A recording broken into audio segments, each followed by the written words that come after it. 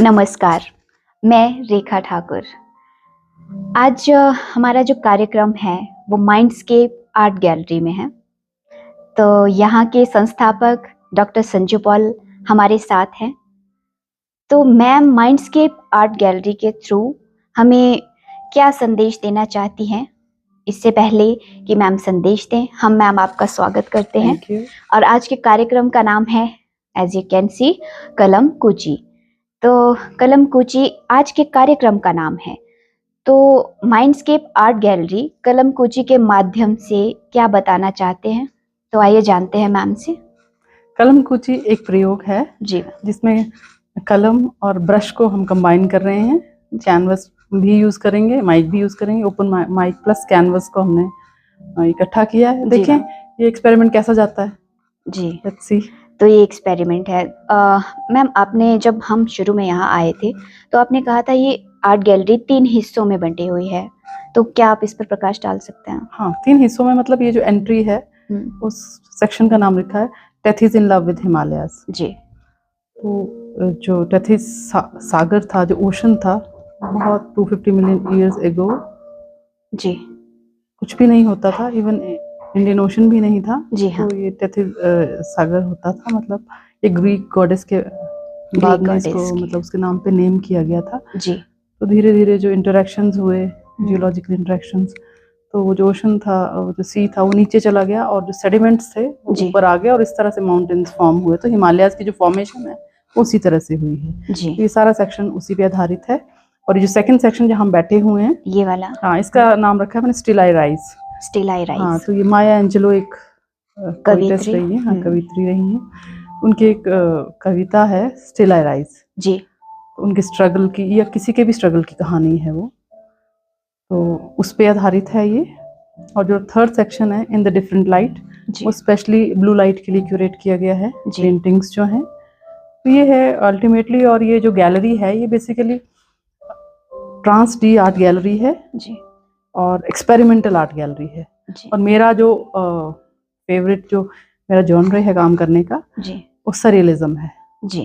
तो उसी पे आधारित है। बिल्कुल, हाँ, बहुत सारे डिसिप्लिन्स को मैंने कंबाइन करने की कोशिश की है, उसी पे आधारित ये है। और आप देखिए और मजा लीजिए। बिल्कुल। और सबसे खास बात, जब हमने यहाँ गैलरी विजिट किया तो ह्यूमन इमोशन के बहुत सारे फेजेस यहाँ पर हमको देखने को मिलते हैं। ह्यूमन इमोशन की एक एक चीज़ हम यहाँ पर महसूस कर सकते हैं।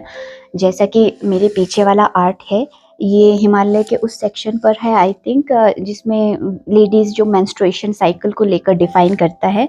सिर्फ यही नहीं, पूरे आर्ट गैलरी कुछ ना कुछ चीज़ यहाँ पर अवश्य डिफाइन कर रही है। तो आज का जो कार्यक्रम है, उद्देश्य है कलाओं का फ्यूजन करना।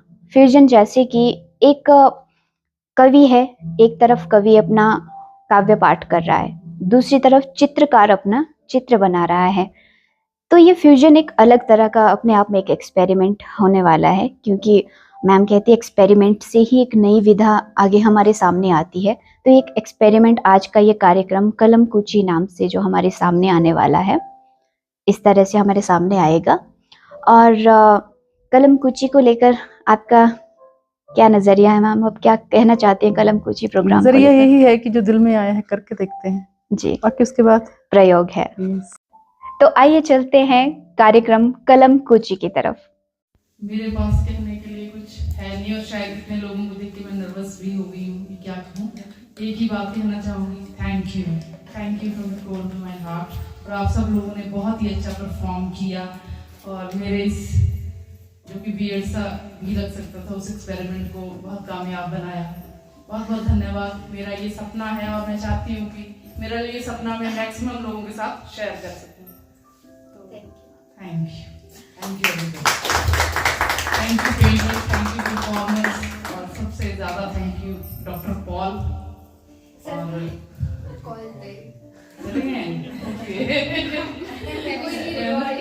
और बाकी सबको, मेरे आर्टिस्ट रेखा, सारे क्या बोलते परफॉर्मर, और ललित जी है ना, राहुल जी और राकेश सर ने तो समय बांध दिया है ना।